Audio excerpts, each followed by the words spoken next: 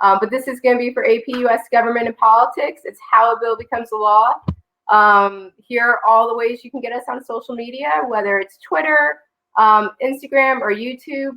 Definitely hit us up there to ask questions, see what we're posting. Without further ado, again, thank the lovely storm that blew through New Jersey a few minutes ago.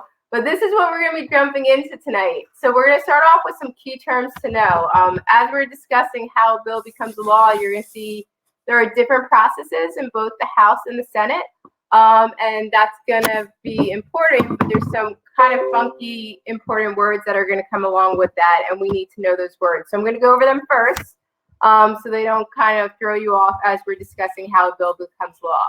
We'll start off then too with the difference between a bill and a law, and then really look at the nuts and bolts of it. What is the process for how a bill becomes a law? We'll look at the role of the House of Representatives, the role of the Senate, and then the role of the president. And at the end, and even mixed in between, we're going to practice some multiple choice questions that you would probably commonly see on the AP Gov exam. Always good to just get them under your belt. And it also will be a good review of some of the stuff we're going to be talking about tonight. So, as I said, some good terms to know. Filibuster. So this is a prolonged speech that can obstruct progress in a legislative assembly. This can only take place in the Senate. A lot of times senators might use it to delay the vote of a bill. Now that we have so much media out there, it can be used for media attention to get your point of view out to millions. Because when a filibuster takes place, it's not often. So the media definitely picks up on it. There are some really cool movies that have shown the filibuster. Mr. Smith Goes to Washington. If you ever have a chance to watch it, definitely check it out. But basically, when you're doing a filibuster in the Senate, you don't even have to talk about anything related to the bill. We've had people get up there and read phone books. There was one senator who got up there and read his grandmother's chocolate chip cookie recipe. And the whole point is you're just getting up there and speaking, and trying to delay the vote. Cloture. This is also in the Senate. This is a procedure for ending a debate and then taking a vote. It requires a 2/3 vote of senators for it to take place. This is a way to stop a filibuster. So if you can have 2/3 of the senators saying, we want that filibuster to stop, that filibuster is going to stop. But think about how hard it is just to get a majority, right, in our country. So 2/3 is going to be super harder or super more difficult. Pork barrel. This is use of government funds for projects that are designed to please voters and win votes. So a lot of people will refer to this as bringing home the pork. Basically, it's when you're trying to pass a bill that will probably only impact your state or your district. And these can be things such as roads, bridges, trains, trying to get like Amtrak to run through your state. And only your state's really going to benefit from it. A lot of times when you're doing this, you're doing it because you know you're making your voters happy and you need to get reelected. Log rolling. This is a practice of exchanging favors, especially in politics, by reciprocal voting for each other's proposed legislation. Kind of the concept of I scratch your back, you scratch my back, although no one's literally scratching backs. But it's the concept of you do me a favor, then I'm going to do you a favor. So it might be as simple as you vote on my bill, yes, I'll vote yes on your bill. So that's log rolling. And then finally, the discharge petition. This can happen in the House and the Senate. And this is a means of bringing a bill out of committee without a report from the committee. And you just need a majority of members to agree to this. And then that bill can be taken out of committee. When we talk about committee actions and what they do as far as the process of how a bill becomes a law, the discharge petition is going to make a lot more sense. But just keep in mind, it means that without the committee voting on that bill, you can actually, with the majority of the members saying they want it brought to the floor, you can just have that bill removed and brought to the floor. All right, so let's jump into the nitty-gritty. The difference between a bill and a law. So a bill is a proposed law. Some see it as a draft. So we'll think about like when you're writing your essays and you're writing rough drafts, you can almost see a bill as a proposed draft of a law in a sense. A law is a rule that was made by the government that states the way people may or may not behave. So a law has to be a bill first, and then when it gets passed from the House and the Senate and the president puts his or her John Hancock on it, it officially at that point in time is going to become a law. If you haven't watched the Schoolhouse Rock video, How a Bill Becomes a Law, which is now like playing in my head as I'm talking about this, you should definitely check it out. But know that that song will probably be stuck in your head for the rest of the night. So this is just a fun chart, right? Showing us how a bill becomes a law, which is totally simple when you look at this. It's almost like a game in a sense too. If you think of a game board, that's kind of exactly what this is. But we see that it goes through many different steps, which can be really confusing at times. And so we're going to break these steps down really slowly. And then we're going to come back to this chart at the very end to see hopefully if the chart makes a little bit more sense. So let's break down that process. A bill starts with an idea. You might be sitting there right now in your home thinking you know how you could change this country or your state or your district, whatever it might be, for the better. Like you just have this great idea that pops into your head. And even you as a common citizen, like we all have the chance that we can call our senators, we can call these our representatives and say, listen, dude or dudette, I have an awesome idea that I want to share with you that I think should become a law. And then it's up to our representatives or senators to actually then present that idea and turn it into a law. And once that's done, once they've kind of gotten it on paper and they've written it all out, we're going to see that then at that point, it will be sent to committee for further investigation and further discussion. So what do committees exactly do?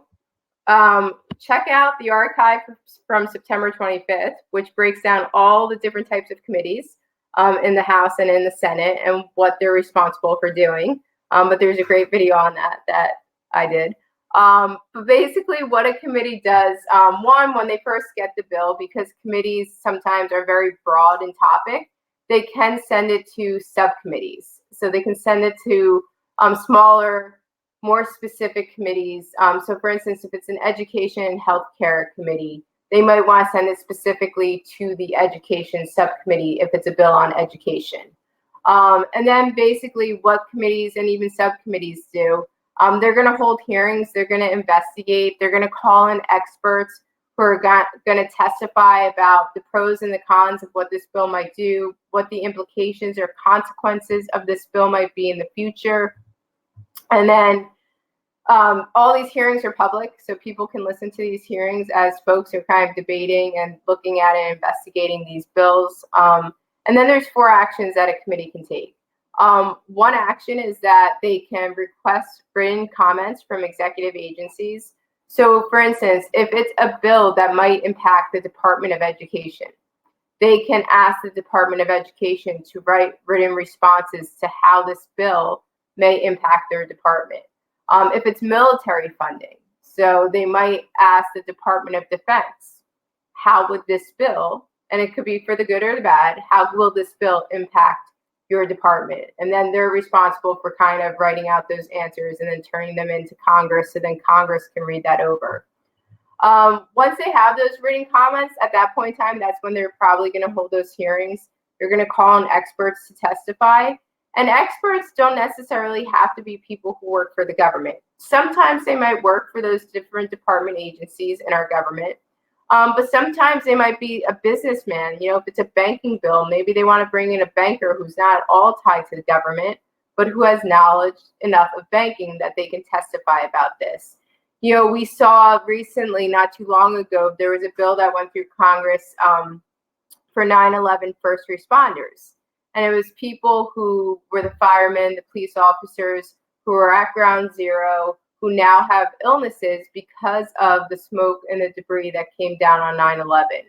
And so we saw people who were actually impacted, those first responders who were there on 9/11, who are now suffering from health issues, we saw them being called to testify before a committee. So really, even common citizens might be called to testify in these hearings. And a lot of times when we think of hearings, we think of like courts and like people are in trouble. Just know, like, at these hearings where they're deciding if a bill is becoming a law, that's not something where you're going to get in trouble or go to jail or anything like that. They're strictly looking for, is this the best possible bill to solve whatever the problem is they're trying to solve? And they want experts to tell them about that. They can amend the bill. So the bill might come in, as ABC, and it might leave the committee as ABCDEF because they're going to make some changes to it. And the committee is allowed to do that. And then once they're all done with their hearings, reading all those written comments, making any changes that they want to, they have two options at that one point. One is to kill the bill. So that's it. They're going to stop voting on the bill. And it's going to die right there in committee. 90% of all bills die in committee. It's very rare that bills actually make it out of committee. Or they can vote to send it to the floor. And if they do vote to send that bill to the floor, whether it's the House floor or the Senate floor, when they're voting, they usually send it with some written recommendations. So they're going to send like a whole page explaining, we think this bill deserves to be debated on the House floor or on the Senate floor because of X, Y, and Z. If it was a House committee that was looking at the bill, then it would be sent to the House floor. If it was a Senate committee that was looking at the bill, then it would be sent to the Senate floor. Any questions kind of about committee action before we talk about what's going to go on in the full House and the full Senate? All right, awesome. So then we're going to move into the House floor and the Senate floor. Let's just do it for instance to make this a little bit more simpler. Let's say that the bill starts in the House. Okay, so it started in the House. It was introduced in the House. It was sent to a House committee. That House committee has now said, yay, we think this is a great idea. It's going to get sent to the House floor. Okay, if it is sent to the House floor, first thing that happens is the bill is going to be placed on the calendar. And then the bill is also, which I don't have on this slide, the bill is also going to have to go to what is known as the House Rules Committee. The House Rules Committee is responsible for setting rules for debate. So what the House Rules Committee might say is, this bill will only be debated for X amount of time and then a vote needs to take place. You're going to see in the House of Representatives, there's many more rules. When you think about the fact that there's 435 members in the House of Representatives, they obviously need to have more rules to kind of keep decorum and keep control there. So that House Rules Committee, before any bill makes it to the full floor for debate in the House, the House Rules Committee is going to set the rules for that debate. And it will be different from bill to bill. So one bill they might give a large amount of time for debate, and another bill they might give a small amount of time for debate. The Speaker of the House and the Majority Leader, they're the ones who then finally pick which bills are going to actually make it to the floor. So if it's right now, Nancy Pelosi, she's our Speaker of the House. She's a Democrat. So there's a better opportunity for Democrat bills to make it to the floor. It's not saying she will not allow any Republican bills. She would. But it's just a higher percentage chance that it's going to be Democratic bills making it to the floor at this point in time. And this is where that discharge petition comes in. So if say for instance, the bill gets caught up in the House Rules Committee, like the House Rules Committee is just not setting any rules, it's not passing it along. This is when the members of the House can try to use a discharge petition. And if a majority of them say, yes, we want to pull this bill out of the Rules Committee, then that bill is going to get pulled out and sent to the full House floor for debate. The Senate is a little bit different. So say the bill came out of a Senate committee. Again, the bill will be placed on the calendar. In the Senate, the Majority Leader will decide which bills will make it to the floor. So currently that's Mitch McConnell, who is a Republican. So kind of similar to what the comment I just made about Nancy Pelosi, I'm going to say the same thing about Mitch McConnell. There's a better chance that we're going to see Republican bills, because he is a Republican, make it to the Senate floor at this point in time than we will see Democratic bills. Again, it doesn't mean he's not going to take any Democratic bills. It's just that there's going to be a higher percentage of Republican bills at this point in time making it to the Senate floor. Bills can make it to the floor whenever a majority of the Senate says yes. So in the other situation, in the House floor where we had easily could get tied up in the House Rules Committee, in the Senate floor, there's not as many rules we're going to see. So in the Senate, bills can really just make it to the floor as long as you have a majority of the Senate saying yes. There's 100 senators, so we're talking about 51 senators saying yes, then it's going to make it to the floor. Just to break this up a little bit, I have a practice question for you to try. So take a look at this practice question. A member of the House of Representatives has introduced a bill to protect undocumented immigrants. It has been killed in the House Rules Committee. Which course of action would get the bill a vote on the floor of the House? A, the representative should invoke the rule of cloture to call for an immediate vote on the bill in question. B, the representative should rally support behind the discharge petition to pull it out of the House Rules Committee. C, a filibuster would allow for the representative to take the floor of the House and speak on the issue at hand as long as they deem fit. Or D, the representative should seek a position in the House leadership to have more say on the bill in question. So what do we think is the best answer here? A, B, C, or D? And remember, this is in the House of Representatives with the House Rules Committee, and we're trying to pull that bill out of the committee. Very good. Yeah, the answer is B, a discharge petition. So again, that's the way that you want to try to pull that bill out of the committee. So awesome. Nice job. So let's talk about what debate looks like in the House and the Senate, because it's going to look quite different. So again, in the House of Representatives, where we do have many more rules, because there are so many of them, we're going to see that the House debate is limited by the Rules Committee.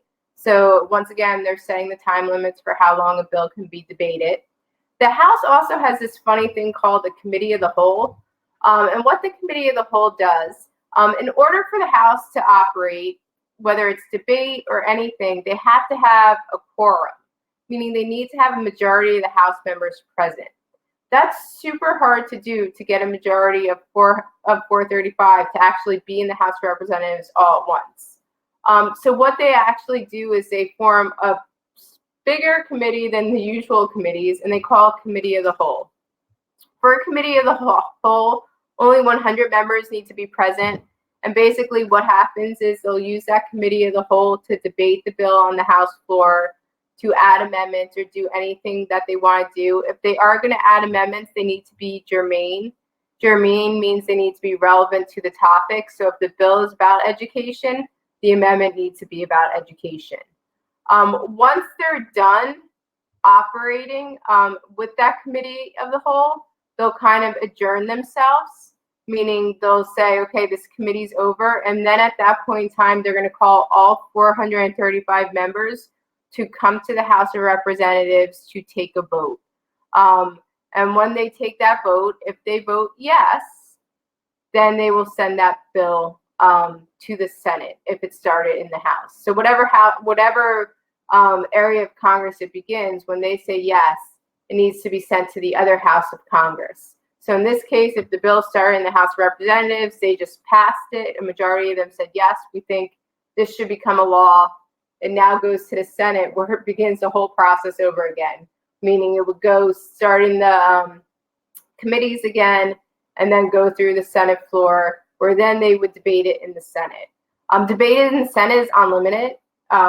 You can debate it like as long as you want, which again is where filibusters can be used. And again, the only way to stop debate is if cloture is used, which puts an end to debate and makes them vote. Riders are allowed to be offered on a Senate bill. A rider is an amendment, but it's an amendment that has nothing to do with the topic of the bill. It's non-germane. So for instance, if the bill is about education, they can actually add military spending to that bill in the Senate, or they can add a healthcare caveat to that bill in the Senate. So in the Senate, you can actually keep adding amendments to a bill that have nothing to do with what the original bill was about. And those are known as riders, because it just means they're not relevant to the topic of the bill, but you're allowed to do it. There used to be a term called the Christmas tree bill. because you might start off with like a tree, right, which is the original bill, but then the Senate might add up in all these different amendments that are so different, and it kind of looks like a Christmas tree with all the lights and the garland and everything else that might be on it. In the Senate, though, when it comes time to vote, again, it's a majority, so they need 51 senators in order to pass a bill. If they have a tie, because there are 100 senators, so there's a good possibility that they can have a tie. At that point in time, they would call the vice president in, and the vice president would be the tiebreaker. Doesn't happen often, but it can happen at times where you do need that tiebreaker vote. And again, if it started in the Senate, at that point, they would send it to the House, and it would go over in the House. But if the bill came, so like say in our example, the bill starts in the House, goes through committees in the House, goes to the full floor in the House says yes. They send it to the Senate. Bill goes to the Senate committees, goes to the full floor of the Senate. The Senate says yes. Now we have a yes from both the House and the Senate. Once we have a yes from both the House and the Senate, the bill's then going to move on to something that's going to be known as a conference committee. Before we get to talking about conference committee, though, let's try one more question. So which of the following is an accurate statement regarding floor debate? So for A, in the Senate, once a bill is sent to the full chamber, it receives a designated time allowance for debate. And in the House, allowance for debate on a bill is theoretically unlimited. So if that's true, you're going to say A.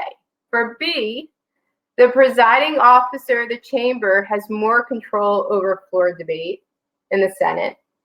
And in the House of Representatives, the presiding officer of the chamber has little control over floor debate.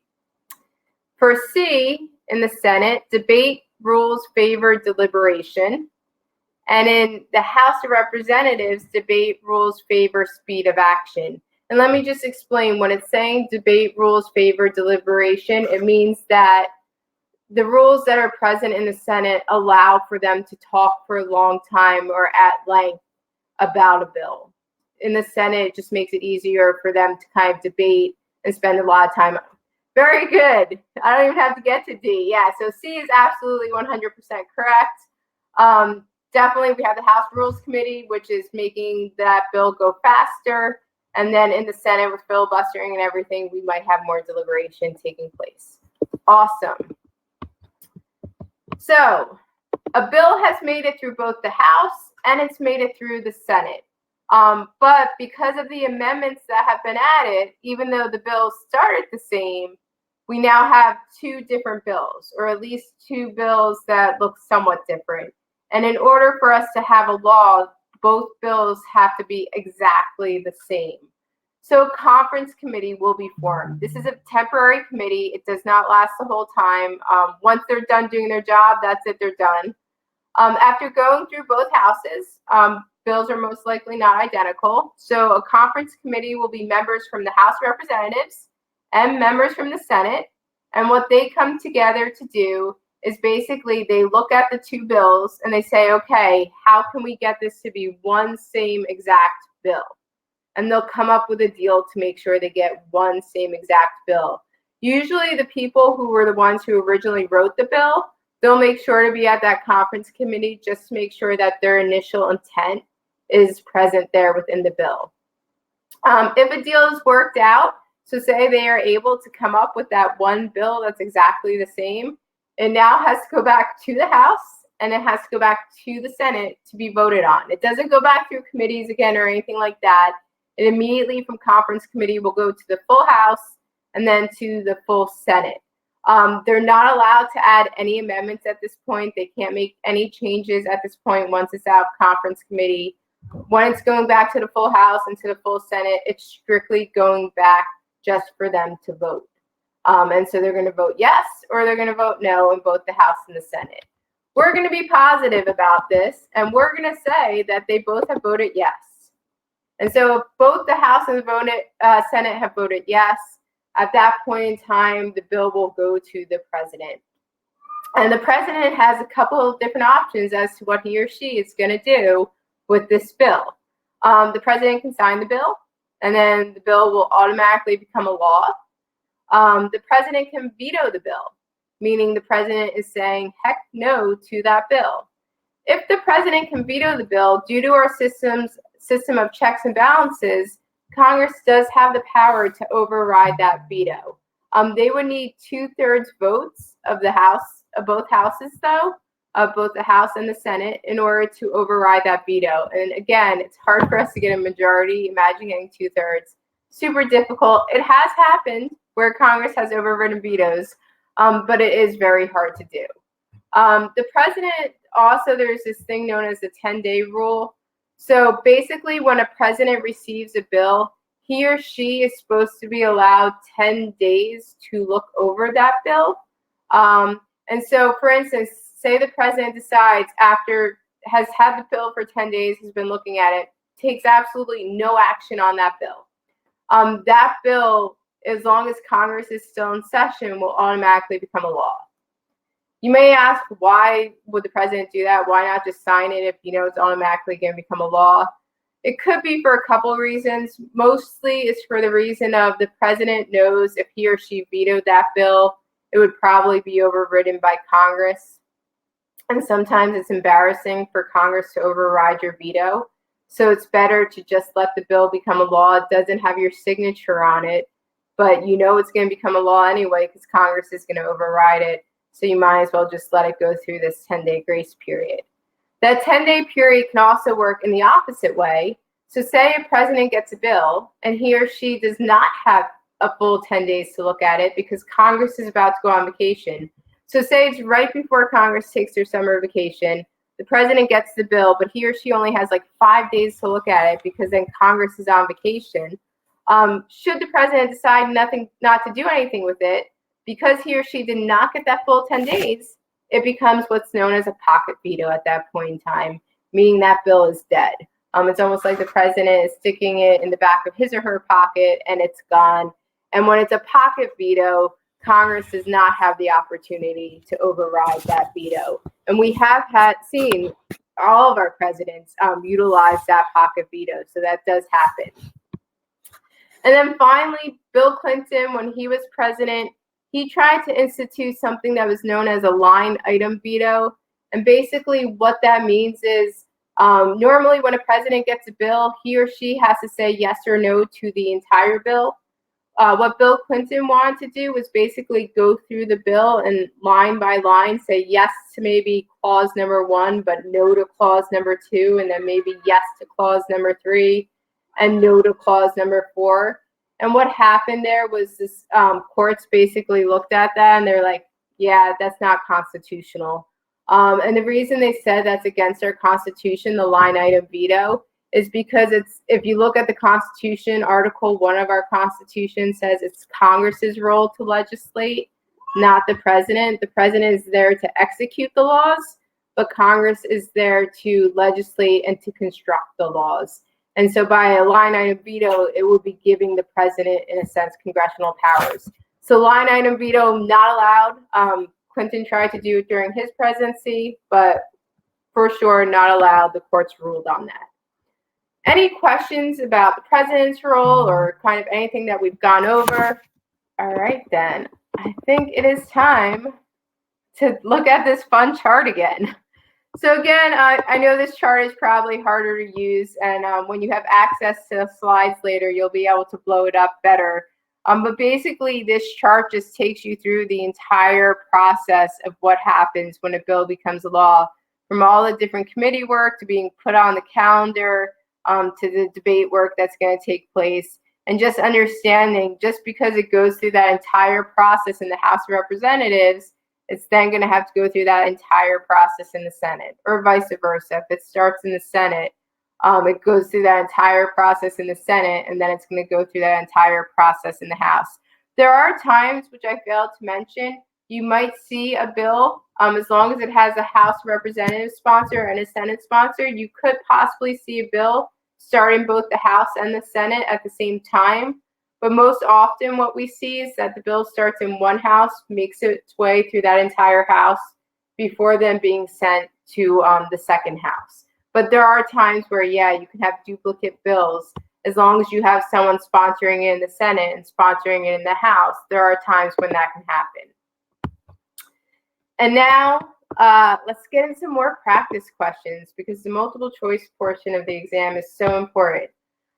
So which of the following situations describes how pork barrel legislation impacts lawmaking? So this is going to take you all the way back to the beginning to those key terms. A senator attaches an amendment to an environmental bill on the floor that funds the construction of an airport in his home state. A congressman attaches an amendment to a transportation bill in committee that funds the construction of a new federal courthouse in his district. A congresswoman agrees to support a colleague's bill regarding education in return for her support on military appropriations. A senator attaches a resolution to a communications bill that honors a first responder for his historic actions.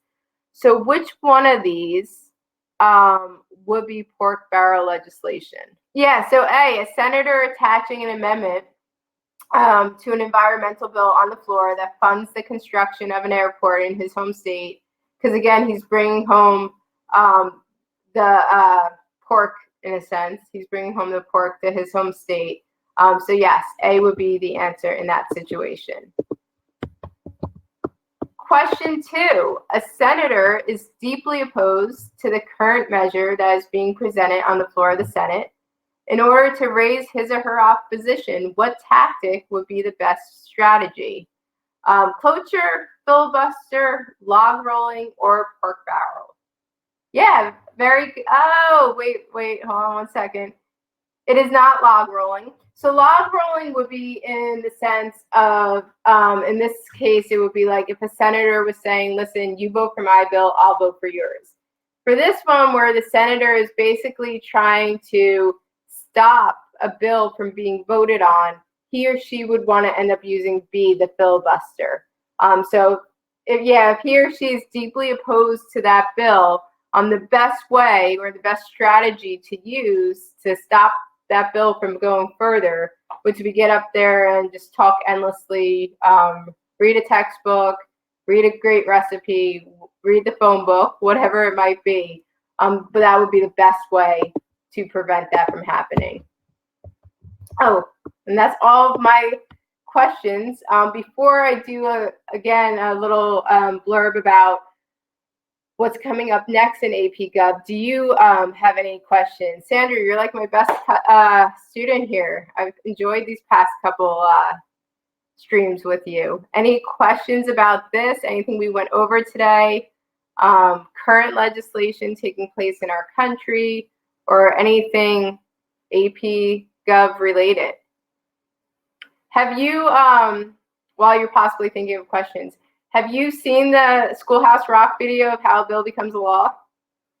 Oh, okay. So you definitely want to check out. You could probably go to YouTube and see just look up Schoolhouse Rock, how a bill becomes a law. Schoolhouse Rock was a TV show probably back in the 70s where they would make cartoons like about verbs and conjunctions and then different things within history. But they would make these catchy tunes for you to learn. And it's funny because Saturday Night Live, a couple years ago when Obama was president, they basically did a remake of that song, How a Bill Becomes a Law, because President Obama, and we see this with President Trump too, they use executive orders a lot. And so executive orders, which we'll get into in another stream when we're talking about presidential powers, but executive orders are basically where the president can almost, in a sense, make a law, say something that's going to have the effect of a law. And so in the Saturday Night Live spoof, they kind of made fun of the fact of that Schoolhouse Rock song in our modern day history isn't as relevant because of the fact that we do have these presidents at times who might take their powers with executive orders a little bit further than other presidents have done in the past. And that's kind of the cool thing when you look at our Congress or our president or anything in government. Obviously, there's what our founding fathers said it should look like and what the process should be. But we've changed through time, and so we've adapted as we've kind of gone along. Any questions, though, that I can answer before I know you excitedly go check out that Schoolhouse Rock video? And if you get the song stuck in your head tonight, I will take full blame for that.